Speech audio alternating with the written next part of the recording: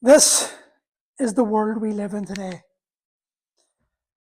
Thousands and millions and billions of us screaming at the top of our voice, using social media, etc. Look at me, give me attention, give me validation.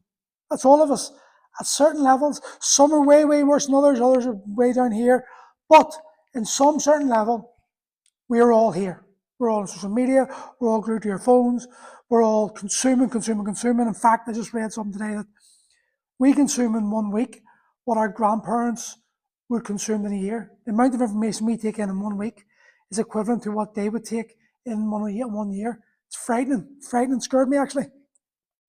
But we live in these concrete jungles where nobody knows each other, though we all tell ourselves we're the most connected we've ever been. There's stories going through from people who profit from our attention, telling us that this is the best time to live in. Yet, the proof is in the pudding that it's not. 1,500 men a day taking their own life tells us that it is not true. But yet, we continue doing the same thing over and over again because we are desperate to be seen as something. We attach ourselves to a dream of a label. I'm a trainer, I'm a coach, I'm a computer technician, I'm CEO. All these things that gives us status, gives us respect from other people, because we lack it within ourselves, because we haven't been given it enough at a level we needed it to be given to us at certain ages to allow us to ingrain this belief. So we've got an entire society of grown adults who are really just children trapped in adult bodies, doing their best to be seen by mummy and daddy. And Facebook and TikTok and Instagram and X and all those other channels or pages are being manipulated to profit from our unawareness of the unhealed traumas within us all. So we clamber for attention and respect and labels and money and status and power and all the things the material world teaches us is really important, completely ignoring history and looking back on us and going, we were happier back then than we are today. Granted, there is more diseases back then, there was lower birth rate, survival rate, etc., life expectancy. But in a strange way, that's good, because that also wakens you up to life isn't just guaranteed. And it was more difficult, meaning that we had to, by just definition of survival, be tougher, cope with more. And through that coping and daily struggle, we became stronger mentally, physically, and we recognized that we had to do it in a community. We couldn't go alone. And in those communities, there was love. Because when down here we're saying, look at me, look at me, look at me, each member of that village and tribe knew each and every one of those people in that tribe. And each and every one of those tribes or villages, towns, had purpose. Because one was the Thatcher, some were hunters. Think of the names. Some were the blacksmiths. Others were the carpenters, the bakers, the candlestick makers. They were fulfilling the roles of their gender's natural persuasions. It was more natural for the men to go out and work together and bond as men. And it was more natural for the women to go out and forage and clean and keep this place nice and tidy and clean for the men and cook for the children and the men as a community. And they support each other, and there wasn't a problem.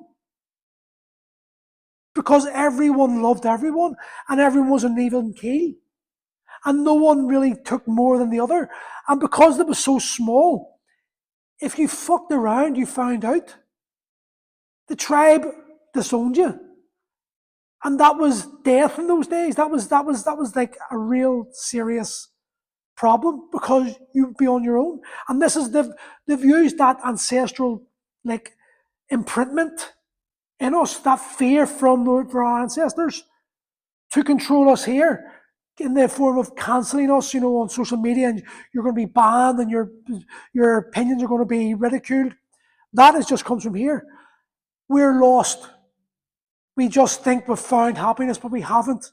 We have lost connection with ourselves. We have lost connections with the true essence of what is to be a man or woman. This is what it means. Struggle should be part of daily life. Life is struggle.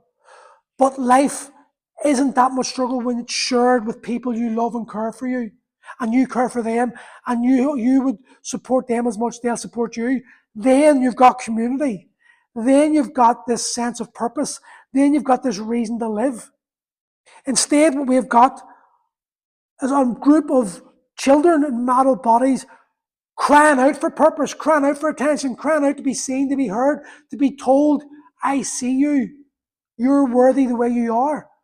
And because that doesn't happen, we create these monsters on these platforms that allows us to at least get this semblance, this taste of what that power and respect would be like. But all it's actually doing is dividing us further and further away, because while we present this image of, I'm so proud of you, deep down there's resentment, there's anger, there's frustration. Why am I not good enough?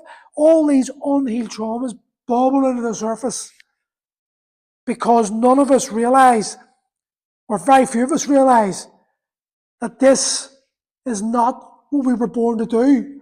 None of us were born to sit behind a computer and type monotonously hours and hours and hours, to work into the late night and miss our children's story times, miss dinner time, have to have our dinner alone, not get to interact with our children. We're so busy these days that we don't even get to interact the way we used to in the 80s. No. So our kids are already more isolated, already turned to the screens, already being prepped to be addicted and controlled by these and what comes next. And the cure is so simple. This. Somewhere where people know herbal remedies rather than the petrol-based pharmaceuticals we're pumped in. Someone who knows how to build structures. Someone who knows how to tend to the gardens. Someone who knows how to tend the animals. Someone who knows how to hunt. Someone who knows how to teach. Someone who knows how to nurture children. You had purpose, you had your name, you had your standing in your community, and that gave you importance. People relied on you, and you no longer live in this ego. You didn't have to. You had the support. Yes, we balls up are human, but as a whole, we carried each other through, and that is what's missing in society today. It breaks my heart that more people don't realize this.